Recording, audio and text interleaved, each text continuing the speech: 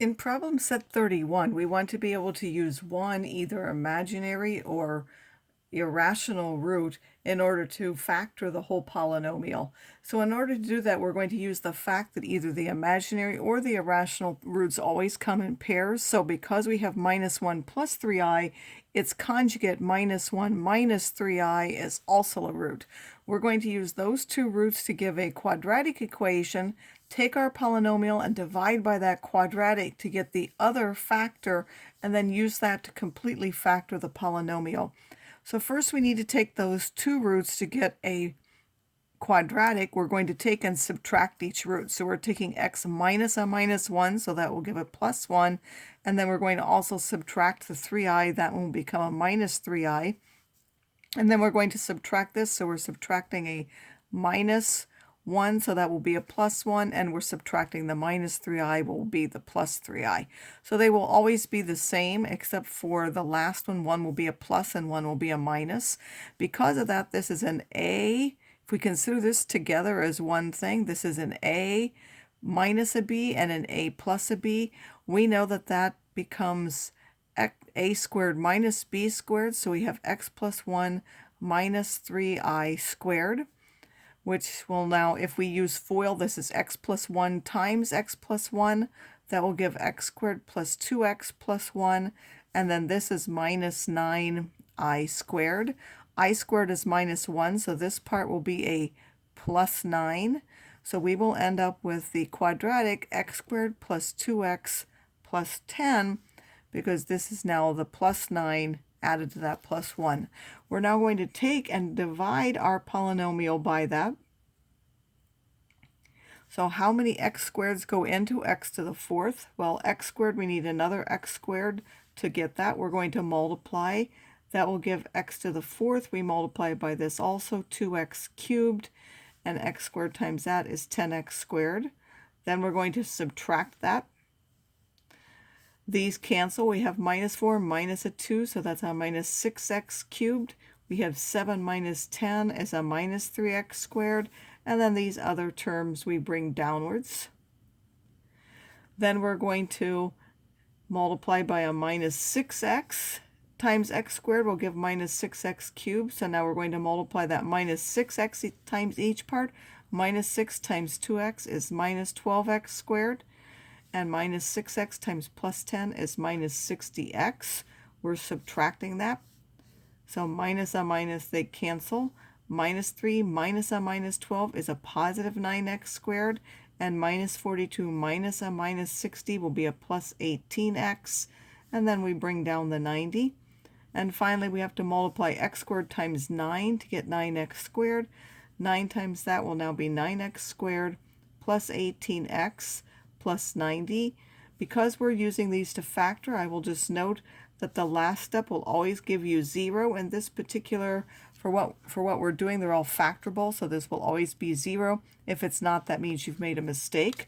So at the moment, we have our polynomial, which we started off with was x to the fourth minus 4x cubed plus 7x squared minus 42x plus 90 is equal to 0. We now know that because this is 0, these are two factors. This one doesn't factor into rational numbers because we already know that that came from the imaginary ones, but this first one will. So the one that we get at the top, we will be able to factor that further. I'm going to put that first. You could put it at second as long as you know which one came from there. So this part, again, doesn't factor into rational numbers because it already came from the imaginary. But this one, if we factor it, that's x minus 3 times x minus 3. And then we have this as our irreducible quadratic, which won't have any real roots. So this factor now will this polynomial will now factor into this. I'm going to do other examples of this.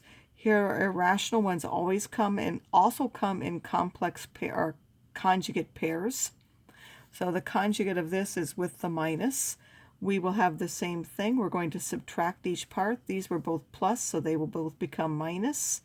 This one is a plus and this one's a minus, so the first one will be a minus and the second one will change to plus. We will again group this part and this part together, so that will now be x minus 4 squared minus the square root times this squared will be just 19. This is x squared minus 8x. So if we multiply x minus 4 times x minus 4, we would end up with this, and then we're subtracting 19. So that will give us x squared minus 8x minus 3. We're now going to divide that into this polynomial. I'm not going to do the entire division. First of all, we would have to multiply by x cubed, and we would get x to the 5th minus 8x to the 4th minus 3x cubed. Then we're going to subtract that. Minus 12 minus this would give a negative 4x to the 4th, and this would be a positive 34x cubed minus 12x squared plus 58x plus 24. So our next term would be, we would multiply by minus 4x squared. And that's where I'm going to stop. I'm not going to show the rest, but if you do the entire division, you would end up with this. I'll leave you to check that. So we're now going to use that to factor our polynomial. We have minus 12x to the 4th plus 31x cubed minus 12x squared plus 58x plus 24 is equal to 0 is our original polynomial. That's going to factor into this part times this. This is x cubed minus 4x squared plus 2x minus 8. And then this is the one that we got from the irrational part. We're now going to factor this. It has 4 terms, so we're going to factor that by grouping. We're going to group the first two together and take out their common factor, which is x squared. The common one for that is 2. Remember that when you're factoring by grouping, those two things should be the same. And then we'll take out the common part, which is x minus 4, and end up with what's left here. There's an x squared here, and there's a plus 2 here, and then that will be times this one. That will now be that polynomial factored, because x squared with a plus 2 can't factor into real numbers. That's only imaginary. As another example, we have a 3 plus 2i and a 3 minus 2i. I'm not going to write out all the steps this time, but you would subtract each one. You would group the first two parts together, and that would give you an x minus 3 squared minus 4i squared. If you simplify that, you would end up with x squared minus 6x plus 13. Again, I'm not going to show the whole thing. If you take and divide by this, the first one would be x to the 4th. And then I'm not going to even write that down. Well, let me just write down the first part. That's x to the 6th minus 6x to the 5th plus 13x to the 4th. When you subtract that, this cancels, and you'll end up with 3x to the 4th with the rest of this simply brought down. And I'll leave you to complete the rest of the division to show that that will give you x to the 4th plus 3x squared minus 4. So that means our original polynomial factors into those two parts now. And if you do that, you will end up with a 0 here at the very bottom. Because of that, this part factors into this times this. So I can replace what I started with those two things multiplied together.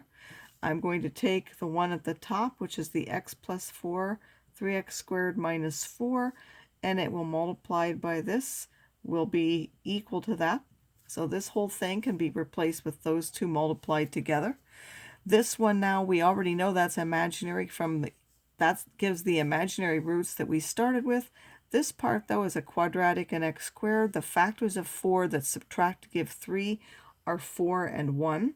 So we will have an x squared with a positive 4, and then we'll have an x squared with a minus 1. We have to then look whether that factors further.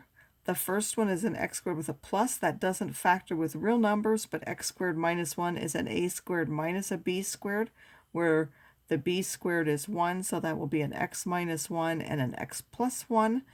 That will now be the factored form of that polynomial. And finally, we have another example here. Those would be the two roots that we're going to get from that. If we take that and subtract, everything that was negative will become plus. The ones that were plus will become minus. So that would be these two things multiplied together. If you group those together, this is now x plus 1 squared minus 29. And if you write that out, you'll get x squared plus 2x minus 28. Meaning when we now take and divide by that, we will end up with x cubed plus 1.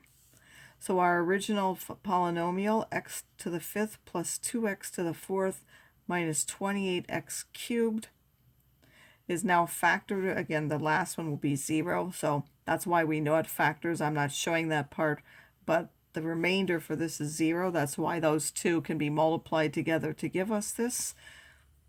This is now a sum of two cubes, so we have to use the formula for the sum of two cubes, which is you take the same x plus 1, then you square the first one, you multiply those two but change the sign, and then you square the last one. So this factors into that multiplied by this, and we know that when we have a sum or difference of two cubes, this quadratic part is never factorable with real numbers, so this is now completely factored.